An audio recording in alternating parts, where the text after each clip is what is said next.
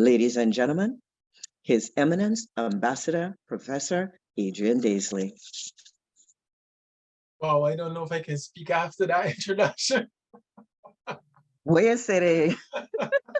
But thank you so very much, ladies and gentlemen. As we look at our conversation today, we're going to look at a comprehensive approach to crime and justice reform.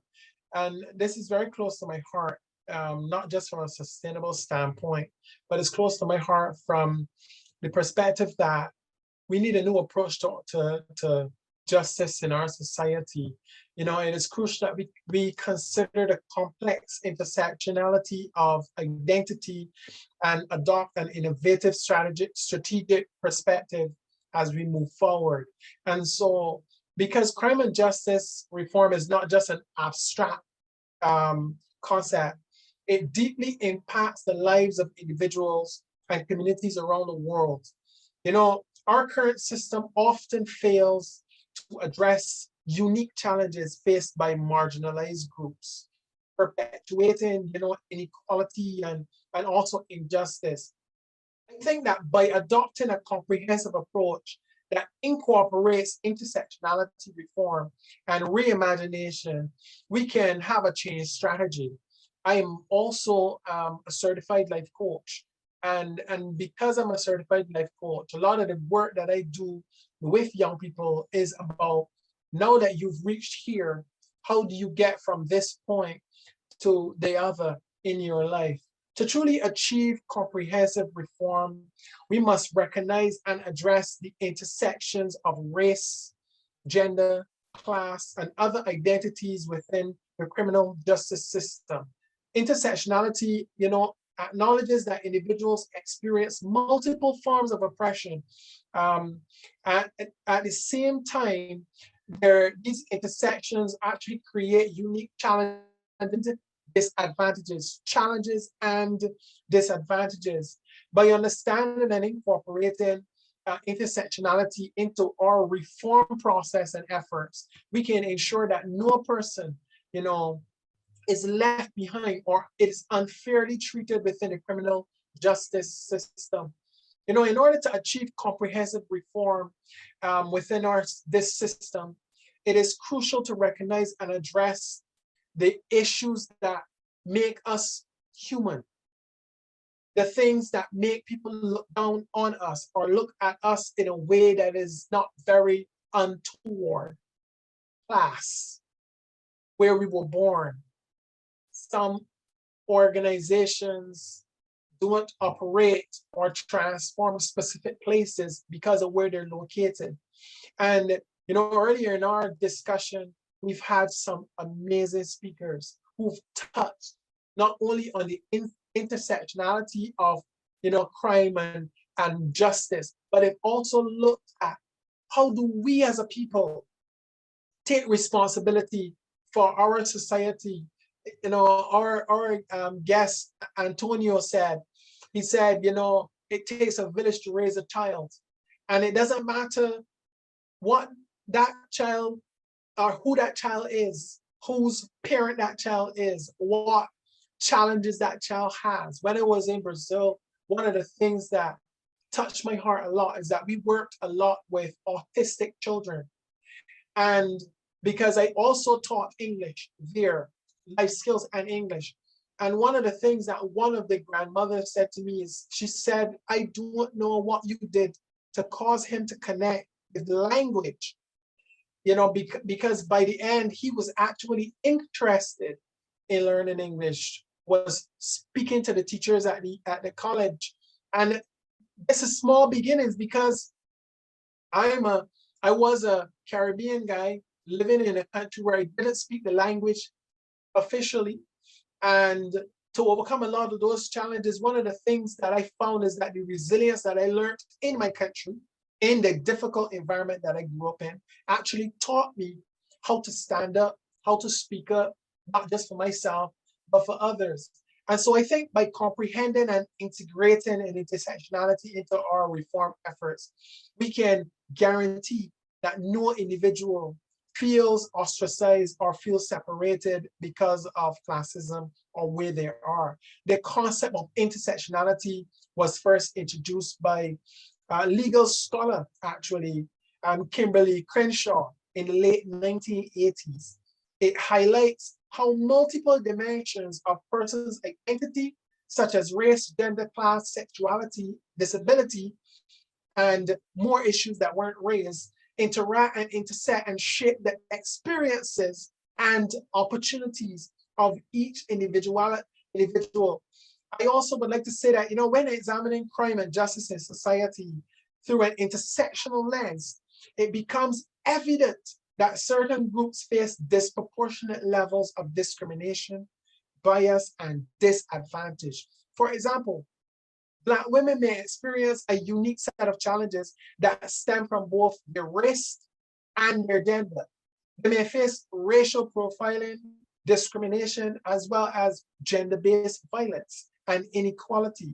Similarly, individuals who belong to marginalized racial or ethnic communities also fall into lower socioeconomic classes, and they may encounter additional barriers to their treatment within the criminal justice system. I would have mentioned earlier that when you were born in an environment where you were poor, sometimes you don't get that recognition. If you have a problem, sometimes there are no social systems that you can actually go through that is there for you. If you're in certain environments, the social support systems are not there. Intersectionality also allows us to understand how different forms of oppression intersect and compound, resulting in complex, intertwined experiences. For example, in our society, a person who has been traumatized from a child, they have difficulty building communication, reaching out for help, even talking about the situation, or even feeling love. And if we're really talking about transforming our world, we have to look at the issues that other people don't want to talk about. We need to acknowledge that these intersections that are mentioned, they coalesce into an idea that each individual not only has a different perspective, but also experience of their perspective. And when they go out into the world and they tell you what they have been through, they can transition, but they have to first identify as the victim. They have to say, well, this has happened to me. I feel this in my environment. I feel unsupported. And that's where we can transition then to the victor. What is the victor? The victor is bringing that child now into a place, or an individual into a place where they feel whole, where they feel acknowledged, where they feel seen. We live in a world right now where people are not seen. We are stuck in social media, stuck in our Twitter, in our TikToks, our Instagram. And for an individual to feel seen, sometimes they have to do something out of the ordinary. And sometimes that involves crime. And we have to put a stamp that crime is wrong. We have to make it known that we stand against all forms of crime. But you also have to say that as human beings, we have to find a way to get our young people and individuals alike to be heard, creating systems where they can be heard, creating spaces where they can speak and not be judged or, looked at in a funny way because they have an opinion about something, or their opinion is different to our opinion, or their expression is different to our expression. I would also like to say that, this data that we identify isn't, categorized only in Barbados or in the Caribbean. In my experiences in Brazil, we have very high levels of crime there. And a lot of the reasons, in talking to police officers and probation officers there, they have said to me, the biggest issue is fatherlessness. Fathers are there, but they're not there. They're there, they might give a little money, or they might buy some groceries if they can afford. But that voice that speaks into that life that causes that child to blossom into believing in themselves is not there. You know, when we talk about, when we are given a platform, when we become leaders, you know, when I was younger, I didn't understand what I was being prepared for. Now that I am on the platform, I understand what I'm being prepared for. I understand the responsibility that I have for every word that comes from my mouth, and the responsibility that we have to use our power to make a difference in our society.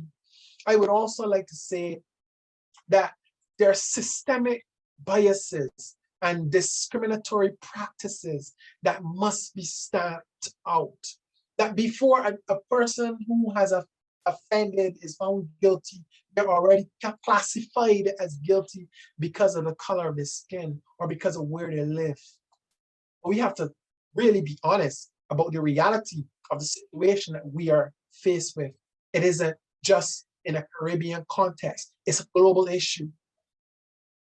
Thirdly, it involves actively involving and listening to affected communities in the reform process. We cannot reform our justice system if we do not know what young people are saying, if we do not know what they need, if we do not know what makes them think the way they do. We need to recognize that our young people aren't titles just for us to get support on a program or a project. Our young people are human beings, souls, people who need love, who need care, who need attention, and who need to be heard.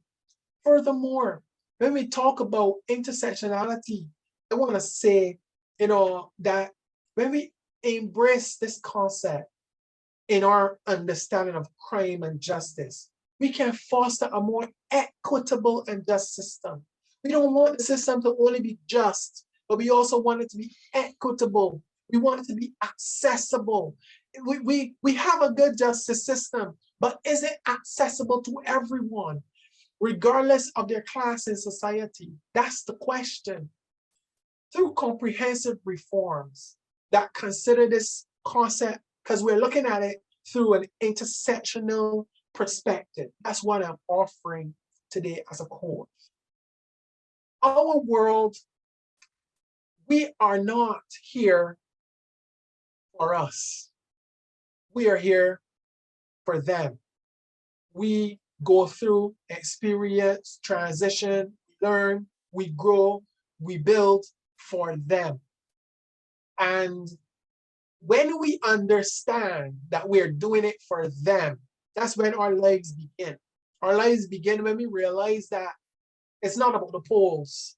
It's not about the polling stations. It's not about the votes. It's not about the person supporting or even liking what we are doing. It's about the lives changed. It's about the lives transformed. So when examining crime through this intersectional lens in the Caribbean and Latin America context, it's important to consider diverse populations, intersecting identities with our societies, also factors of race, ethnicity, and social class. I would not underscore this enough. In many Caribbean and Latin Caribbean countries, marginalized communities, including those of Afro-descendant and indigenous backgrounds, often face disproportionate levels of crime, violence, and discrimination. I've seen this with my own two eyes in Brazil, because various parts of it were very, very, very outwardly, aggressive towards certain sects of society, indigenous. And that's why we can see a transformation taking place in Brazil with this new leader that has taken over. He's given a voice to the unheard and beginning to bring transformation back to Brazil. I also want to say that when we talk about intersectionality, we can't forget about gender. We can't forget about how different genders are treated within the system. We also need to talk about the fact that, sometimes men are criminalized. I live in a society where I often wonder, where are men? I often wonder where the voices of our men, where's the strength of our men rising up to be the voice for the young man next door. I often wonder these things. And when I see forums like this, I feel good. I feel good to be invited to speak on a panel like this and give my heart, because I can see people who care about those young men who will grow up without a role model and grow up without a positive role model. We need to have efforts, and I need to say that, we have some efforts in the Caribbean. We have good criminal justice system in Barbados. That's I can tell you that for sure, right? And there's a transformation taking place in Barbados, but we need to see that expanded out, to the other territories in CARICOM. So the intersection of gender and other identities and social classes, which I mentioned before, must be spoken about.